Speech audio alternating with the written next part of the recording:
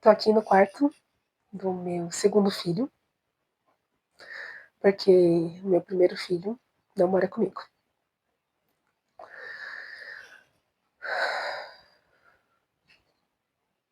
Mês de agosto é o mês que eu sempre fico mais reflexiva, eu sempre penso nele. Sempre penso no Davi. Todos os dias. Todos os dias, pode ser de manhã, à tarde, à noite. Quando eu vejo um adolescente mais ou menos de 13 anos, que seria mais ou menos a idade dele, eu penso nele. Eu penso como que ele estaria, como estaria a minha vida. Eu penso nele com o irmão. Eu sempre penso nele, sempre, sempre.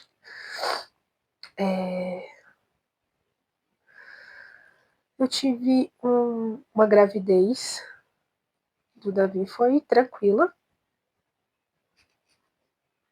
Acho que eu fui para o hospital uma vez só, com uma infecção de urina, que hoje eu sei que infecção de urina é uma coisa muito importante para ser tratada, né? Uma grávida. E aí, minha gravidez foi normal, tomando os remédios, fazendo todos os exames. E eu tava com 37 semanas e eu tava com muito medo de fazer parto normal, de ter parto normal. Ele via parto normal. E aí eu falei, vou fazer uma cesárea. Quando deu 37 semanas, eu marquei pra 38 semanas. Aí eu cheguei lá no hospital, minto. Antes disso, de quinta pra sexta, eu tive um sonho.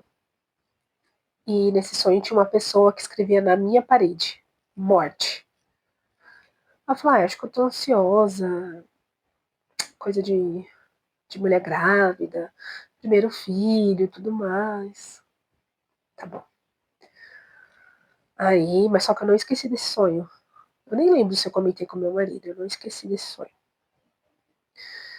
E aí eu fui pro hospital de jejum, né? Aí eu lembro que uma médica, vamos tentar a parto normal. Eu, não quero, tal.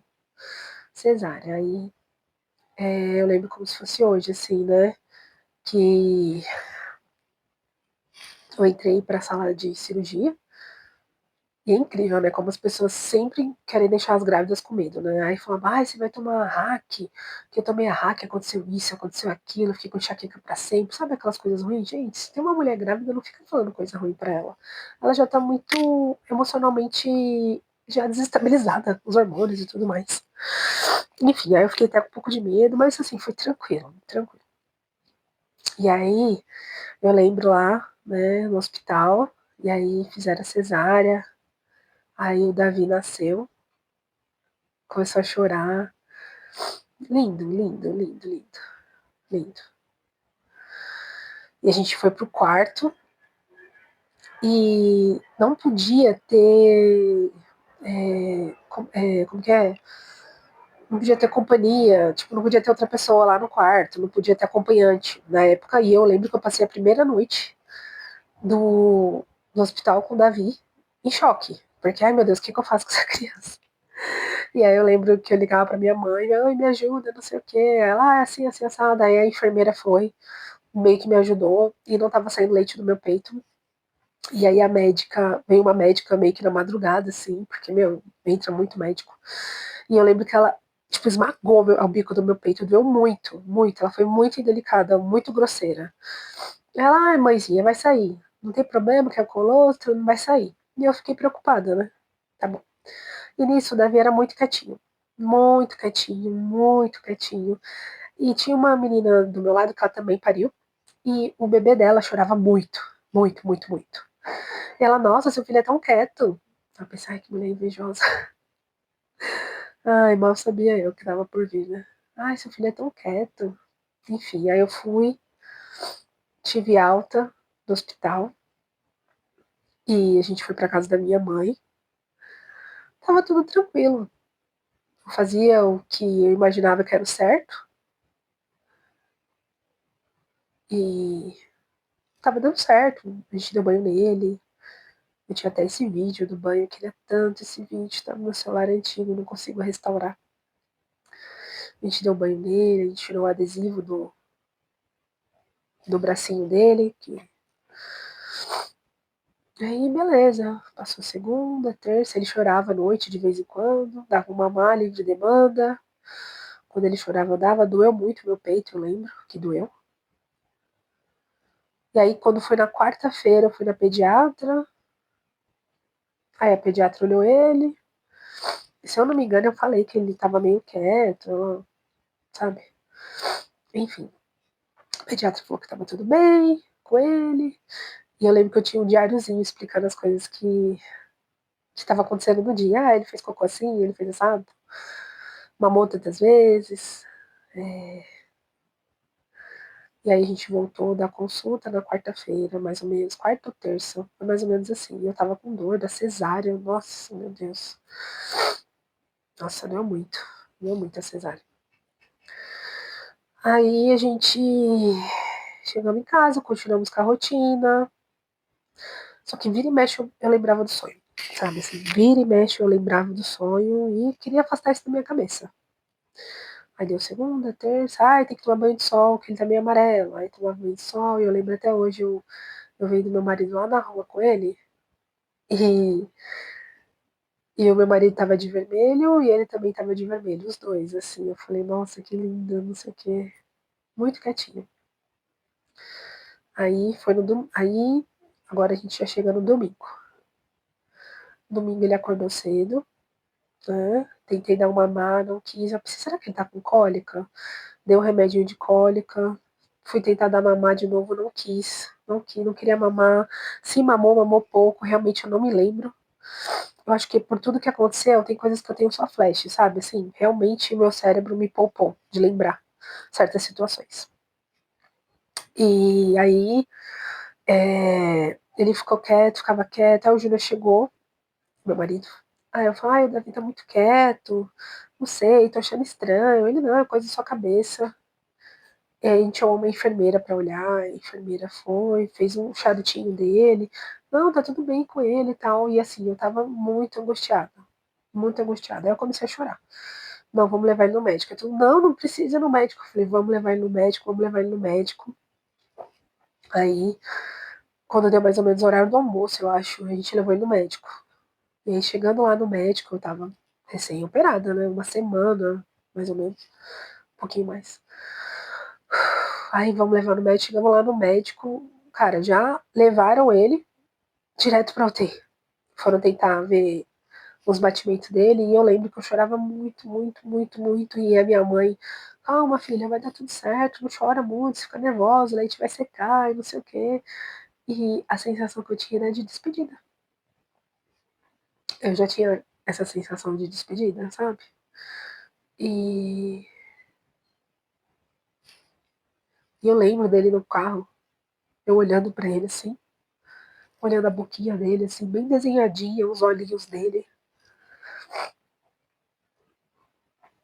E, enfim, a gente chegou no hospital, levaram ele, eu não podia subir, porque como eu tava recém-operada, aí podia ter bactéria, essas coisas. Só que do jeito que eu tava tipo assim, ah, dane-se, eu vou subir, não tô nem aí. Mas só que eu não podia subir, não deixaram. E aí me colocaram dentro de uma sala, sei lá, com os dois médicos e uns quatro enfermeiros me interrogando, perguntando o que eu tinha feito com meu filho. Por que eu demorei a levar ele pro médico? Nossa, mas fizeram um monte de perguntas e eu já tava muito mal, eu fiquei mais mal ainda. Eu comecei a me sentir culpada, né? E essa culpa me carregou durante anos. Anos.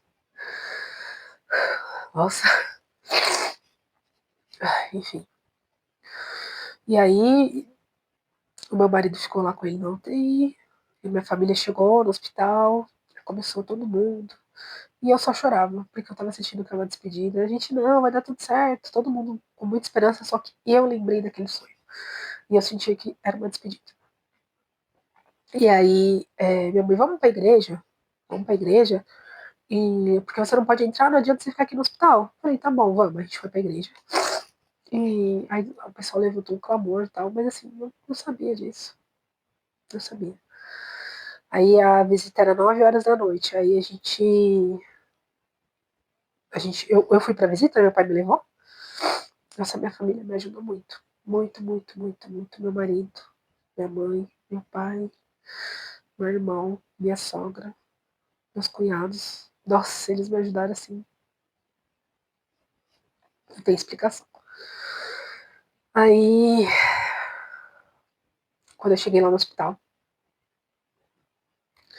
eu olhei pra cara do meu marido e eu já vi ele com o olho vermelho e balançando a cabeça assim. Aí ele falou, Davi morreu. O meu mundo desabou. Tipo assim, desabou. Foi terrível. Eu nunca sofri tanto na minha vida. Tanto, tanto, tanto. Eu nunca senti tanta dor, tanta tristeza, tanto medo. Assim, eu não sei nem explicar. Eu acho que nada dói mais na vida do que mamãe enterrar um filho. Ah, mas ele era bebê. Ah, mas ele tinha dias. Ah, não importa, eu tinha uma história com ele. Sabe, eu tinha uma história. E uma das coisas que me deixou muito triste é que meu marido tava lá na UTI, tinha várias mãezinhas, né? Geralmente o pai não faz isso, né? Mas se for um pai verdadeiro, ajuda sim, né? No caso, graças a Deus, meu marido é. E aí ele falou assim que começou a apitar o barulho daquela da incubadora, acho que é. Começou a apitar do Davi. Aí a enfermeira escrota foi e falou assim: Ih, mais um que foi pro saco. É absurdo isso. Como tem gente insensível, né? E aí o meu marido queria brigar com a enfermeira, enfim, nossa, foi um fuzuê. Foi terrível. E aí eu voltei pra casa da minha mãe, né? Porque eu tava passando o resguardo lá. Eu voltei pra casa da minha mãe. A sensação que eu tinha era que eu estava tendo um pesadelo. Eu estava flutuando e que aquilo não estava acontecendo, que eu estava sonhando, tipo assim, eu estava sonhando, uma sensação do corpo flutuando.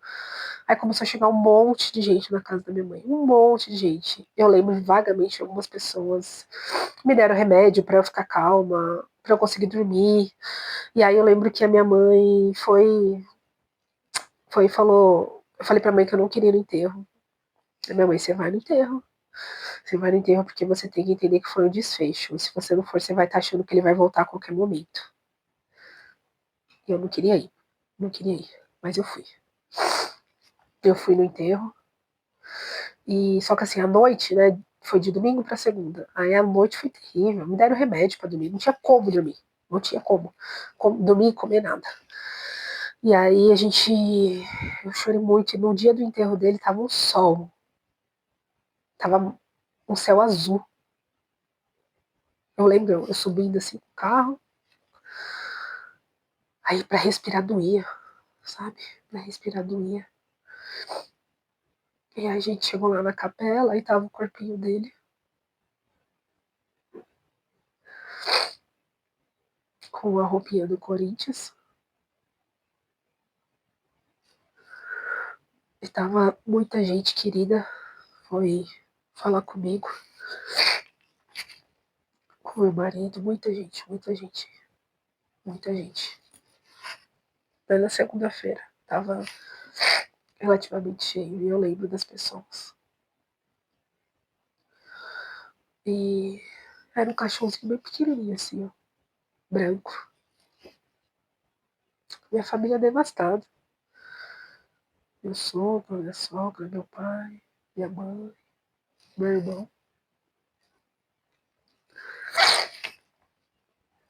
E aí a gente subindo assim na rua pra enterrar ele, sabe?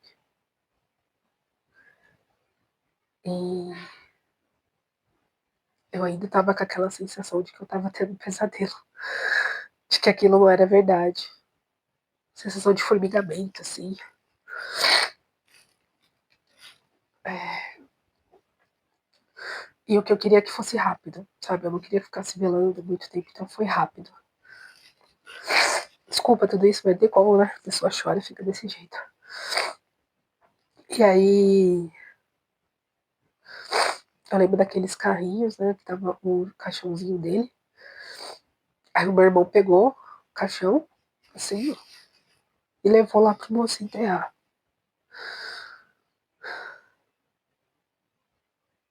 E aí começou a fase mais difícil da minha vida. Porque foi difícil, né? Óbvio. Você escutar que seu filho morreu, Se contar que você tem culpa, porque praticamente me culparam, né? Foi difícil, foi. Só que assim, foi bem difícil também viver com isso depois, sabe? Porque quando fecha o caixão, quando enterra, aí você vê, já era. De acordo com o que eu acredito, eu vou me encontrar com ele. Eu sei, eu olho pro céu e eu penso só no Davi. Eu sei que eu vou encontrar, que eu tô olhando aqui pro céu, aqui na minha casa. Eu sei que eu vou encontrar com ele. Eu sei, isso me dá alegria, sabe? Ai, tive que parar o vídeo pra. Tive que parar o vídeo pra me recompor. Então, eu, de acordo com o que eu acredito, eu sei que eu vou me encontrar com ele. Mas eu queria ele naquele momento, sabe? Eu queria vivenciar as coisas com ele. E quando eu penso nele, eu queria que ele estivesse aqui com o irmão dele, que é o Pedro, que é meu amor. O Pedro foi a minha cura.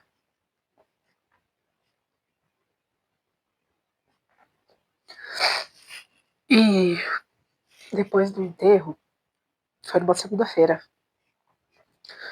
Aí eu voltei pra casa da minha mãe, pra ficar.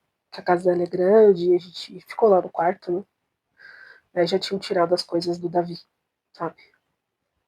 Berço, essas coisas, tirou. E aí eu passei um tempo na casa da minha mãe e foi terrível. Eu acordava gritando.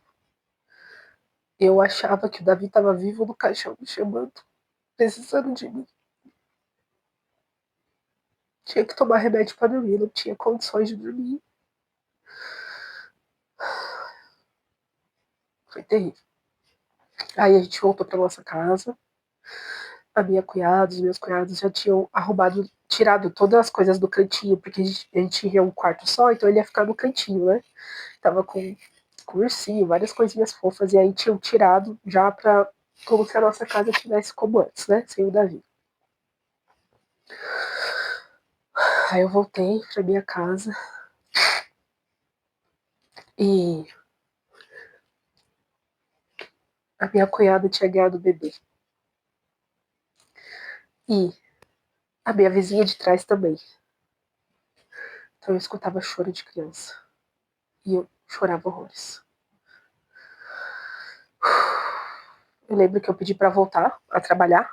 Não pude. Na verdade, me chamaram pra trabalhar 4 dias pra arrumar lá as coisas. Só que eu pensei que eu ia voltar pra me ocupar. Não podia. Não poderia voltar. Aí tive que ficar em casa. E na época eu não tinha esse discernimento de fazer uma renda extra, nada disso, eu tava de luto. Sabe, eu tava de luto. Foi terrível. Eu sei que eu tô usando muito essas palavras, mas eu não tenho outra coisa pra falar a não ser isso, é uma dor. E aí você fica com raiva, porque tá todo mundo vivendo, sabe? Tá todo mundo vivendo, tá todo mundo vivendo, e você pensa, você tá vivendo, meu filho morreu, você tá vivendo, o meu mundo tá preto e branco. E todo mundo já feliz, porque o luto era meu e do meu marido. Tava todo mundo já se reerguendo. E eu, assim, não tinha vontade de nada. Lembro que eu mandei meu marido embora de casa. Nossa, não tinha vontade de nada, nada, nada, nada. Foi tão desafiador, tão desafiador. Hoje eu vejo que eu deveria ter não procurado só a igreja, procurado um psiquiatra e uma terapeuta, sabe?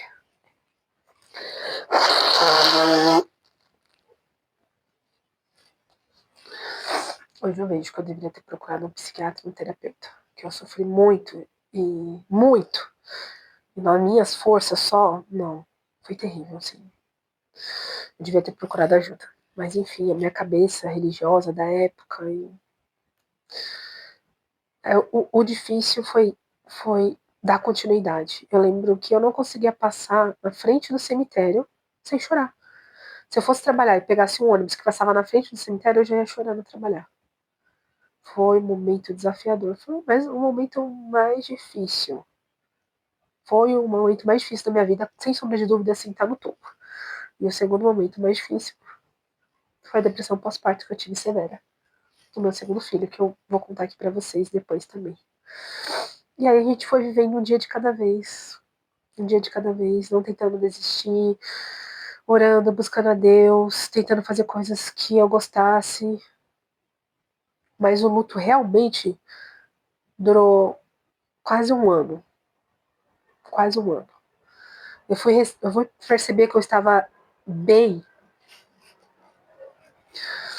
quando uma pessoa lá da igreja, a Alexandra, ela foi e ela me chamou para cuidar do grupo das crianças. Só que ela tinha medo. Ah, eu vou falar para você cuidar do grupo das crianças. Na verdade, não cuidar, é dar aula, né? Dominical, sendo que você passou por isso. Ela falou, eu vou sim. Aí eu fui. Aí quando eu fiquei com as crianças, eu comecei a sentir vida de novo.